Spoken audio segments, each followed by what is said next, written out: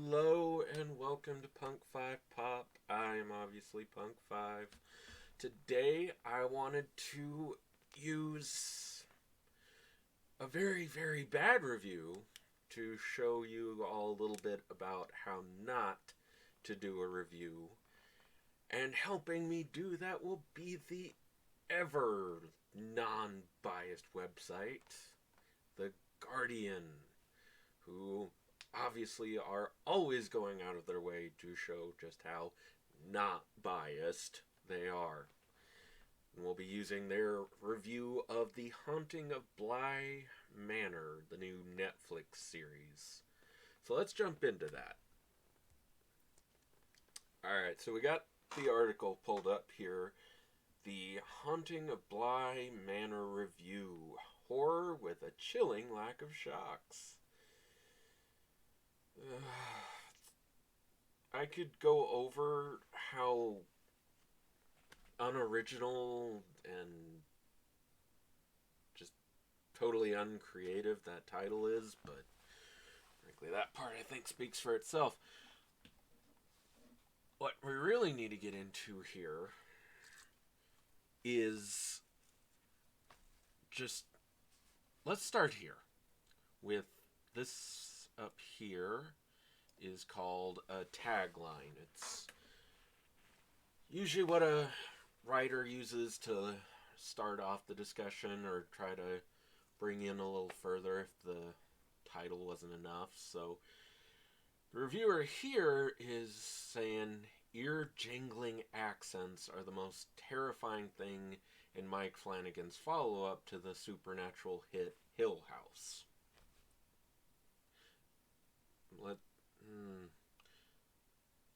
I don't believe that Hill House was that big of a hit.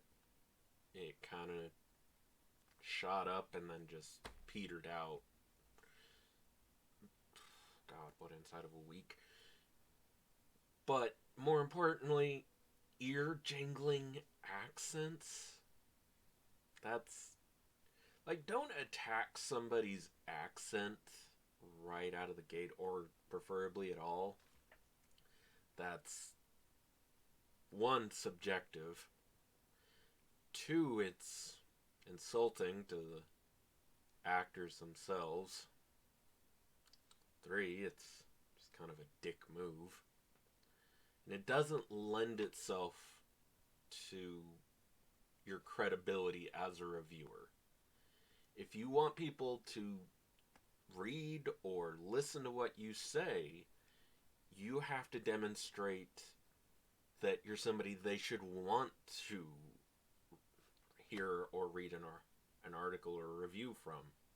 But if you're going to start out straight out of the gate by insulting the actors, that's already taken a fairly big shot at your credibility. What's even worse is... God. Actually, no, I want to point out one other major issue. So, The Haunting of Bly Manor is a Netflix series, right? Which, let's pull that up here. Netflix.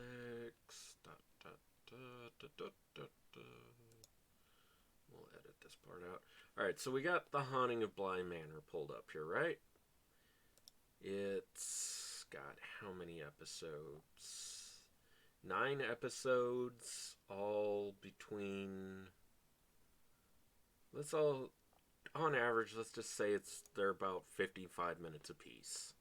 Obviously, some are longer, some are shorter, but 55 minutes times 9 episodes is 495 minutes of total content, which divided by 60 minutes, it's about 8.5 hours of content.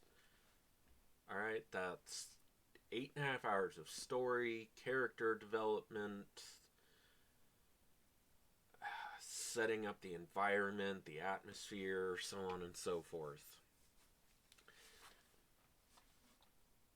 what you cannot do with a review of 8.5 hours of content, in my opinion, and I think you will find that this is, I mean, most college professors, other professional reviewers, if you tell them there's 8.5 hours of content, they're going to suggest that you need a fairly long review to go over that much. What does this reviewer do? Let's count them out, shall we? We got 1, 2, 3, 4, 5, 6 paragraphs. 6 paragraphs. All told, I don't think that there is even 2,000 words here. Somehow this author thought that less than 2,000 words or so was sufficient to discuss an 8.5 hour long series. That's nowhere near enough. You're not going to get through you're not going to get any real detail out of 5, 6 paragraphs. Let's be honest, this was closer to 5 paragraphs than 6. I mean, their little, ad for supporting the Guardian is itself 1, 2, 3, 4, if you really want to push it, 5 paragraphs. An ad asking you to give them money is about as long as the review for an entire 9-episode show. That's bad. Obviously, we can argue for hours on how long or short a review ought to be.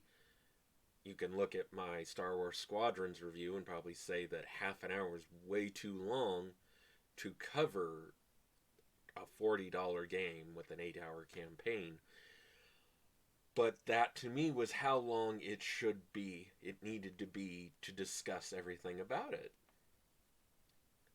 So, what I'm trying to get at is a review, technically, yes, can be as long or as short as you, the writer, decides it needs to be. But at the same time, don't come at me and be like, I felt that 5 paragraphs was enough for 9 episodes of content. It's just not. And even once we move past that, we move past the rather insulting byline, the unoriginal, uncreative title for the whole thing. There is still more in here that just completely erodes their credibility as a reviewer. And yeah. Alright, here's a great example of the problems with this whole review that start in its first sentence. So even looking past the other stuff I've mentioned, the first sentence is, I am no horror fan.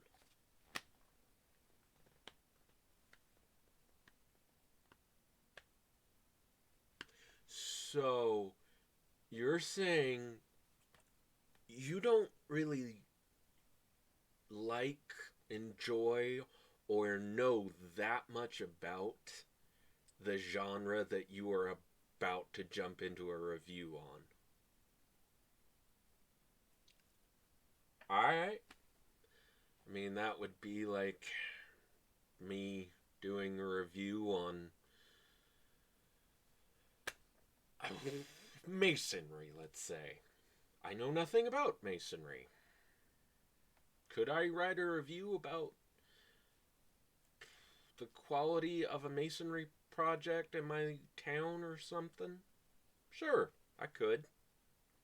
If I was going to do that, however, I would go very in depth in my research into the topic, learn about as much as I can, just generally about how masonry works, what's required, what is considered quality work in that area, what's considered crap work in masonry, just so that people can feel that I know what I'm talking about.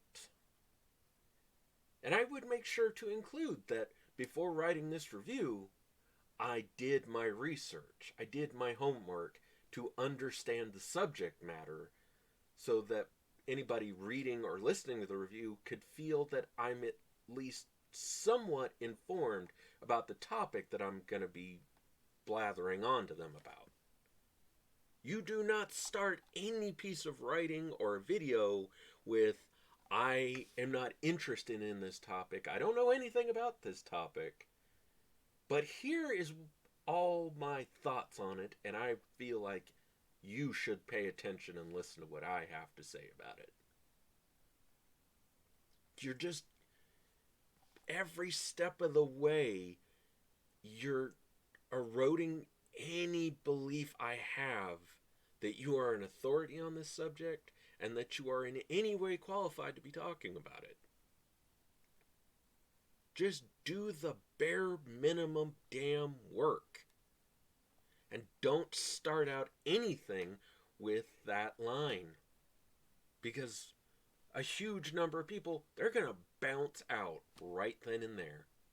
Because why should I care what you have to say about it if you are admitting you don't give a crap? So she continues from there. I am quite frightened enough, in and by real life, thank you, and I stumbled too over the large obstacle presented by the fact that ghosts and their ilk, someone picked up a thesaurus today, do not exist, therefore cannot be scary, in all caps. Roar! Me logic person. Me no like fiction. Ah! Ah! It doesn't matter if you believe ghosts are real or not.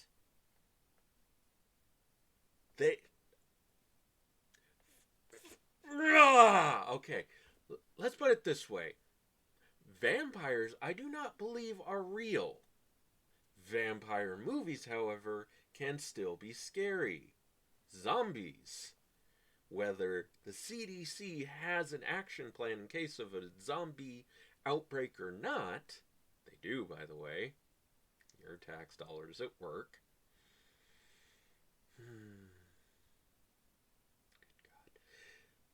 Zombie movies are still scary. You know why they're still scary?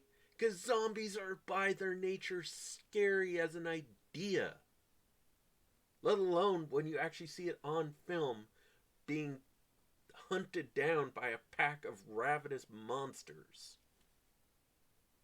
That's the entire point of fiction. So, there's just so much right there that I could go into. Like, for example, never put all caps in a professional article. Do not scream at your readers, okay? It's unprofessional. It's, again, destroying your credibility as a writer. Frankly, you go back to college and you try putting all caps in anything you hand in, you are looking at an F right there. Just do not pass go. Do not collect $200. You are gonna fail this assignment. Guaranteed. So when you go out into the real world and do it, it's still gonna be a fail. Don't do that. Never put all caps in anything you want to be taken seriously. Never mind, I'm quite frightened enough in and by real life, thank you. Oh, sweet summer child, no. How do you get out of bed in the morning? Oh, no, not life. One, your feelings about real life are not important to what you're doing here. You're writing a review about a piece of fiction. Real life has no bearing on it. That's why they call it fiction, child. Fiction, as in not real. You're supposed to be going into this with a suspended, with, you know, suspension of belief is important for a piece of fiction. So you going into it with the attitude of, well, this can't be scary because, like, ghosts are not real, okay? So, yeah, how can this be scary? How can anything but, like, real life be scary? If that's your opinion of fiction, get out of reviewing movies, TV, video games, books, comics, graphic novels, anything that is not directly real life. Don't talk about it if that's your opinion. Right there. Your whole. That isn't even through your first paragraph, and you have obliterated any chance of anyone taking you and your article seriously. I mean, she continues on. The horror of humanity begins a long way before man's worst efforts. Doesn't even actually make sense as a sentence. Obviously, the horror of mankind is because of humanity's worst efforts. Moving on, the supernatural doesn't even make it over the fear horizon. I'm pretty sure it does, actually. Humanity's been afraid of the unknown and the supernatural since, as far as we can tell, since they gained proper consciousness and an understanding of death and all that jazz. Halloween is the most boring time of the year. Why did you even review this? Why did your editor allow you to be the one to do a review of The Haunting of Bly Manor when you are obviously just so uninterested? You're uninterested in Halloween, the supernatural, fiction in general,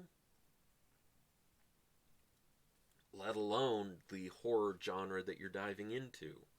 You should have been allowed nowhere near this because you refuse to put in any effort about it, which is a great example of what not to do. If you don't give one little care about the thing you're attempting to write about, don't write about it. It'll just make you look foolish, damage your credibility, and probably make you a very big laughingstock on the internet. I mean, going through this whole thing, she said she finds herself quite enjoying The Haunting of Bly Manor, the follow-up to his unexpected hit retelling of Shirley Jackson's classic The Haunting of Hill House. So something's gone wrong somewhere, and I really do think, natural bias aside, you're admitting in your article you're biased. You are admitting, point blank, that you are not able to set aside your own natural bias towards the subject matter. That is a cardinal sin of writing, especially review writing. You don't go into it with a full bias against the topic. That just doesn't work. You are by nature as a review writer, supposed to do everything you can to eliminate your own personal bias, to look at the subject objectively, not through your own biased lens. It seems to have dispensed with the need for shocks, horror, plot, the doling out of information at steady intervals, and a decent script. See, plot,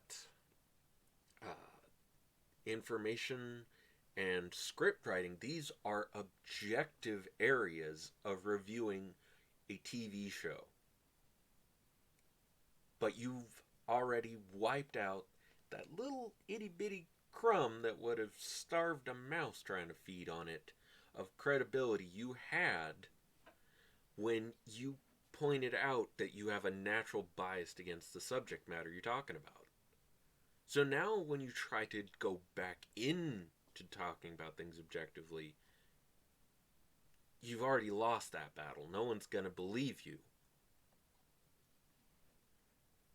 I mean, she tries to make this an objective review, saying it ramps up slightly in the second half, but overall the characters and the viewers wander aimlessly through a welter of semi-hints, uncreepily tinkling background piano scoring, and all of the paranormal paraphernalia one imposing gothic mansion can hold. But, like I've already said, you've already lost the battle. You can't jump back into trying to be objective when you've already jumped out of it by admitting your own bias and dislike of the subject matter. Everything you say from then on is obviously, to me, being colored by your personal bias, so why should I listen to you? Let problem be set aside. You know what I mean? And then down here, my God, un-English.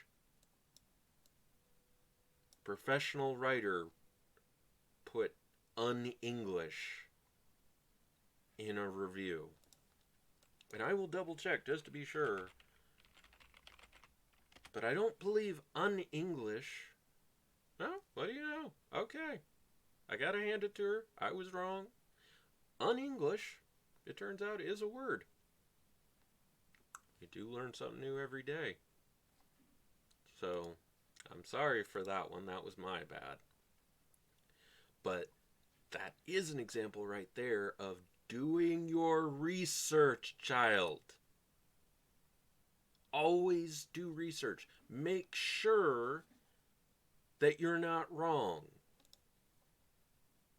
My God.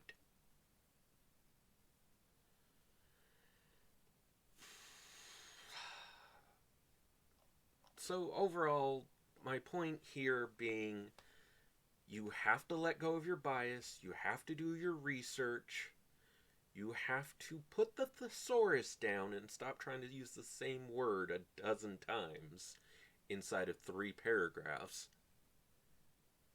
You need to come up with an actually creative title for your review, and it's always best to not jump into insults towards the actors in your byline.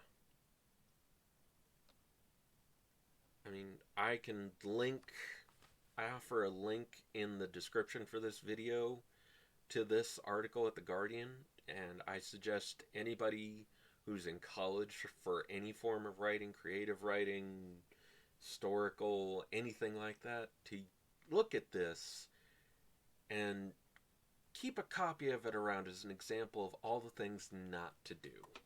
But let me know what you thought about the Guardian's review of The Haunting of Bly Manor. Let me know what you think of The Haunting of Bly Manor. I haven't seen it yet, and I'd be interested to hear what some people have to say about it. Until next time, this has been Punk 5 Pop. I'm Punk 5. Write better.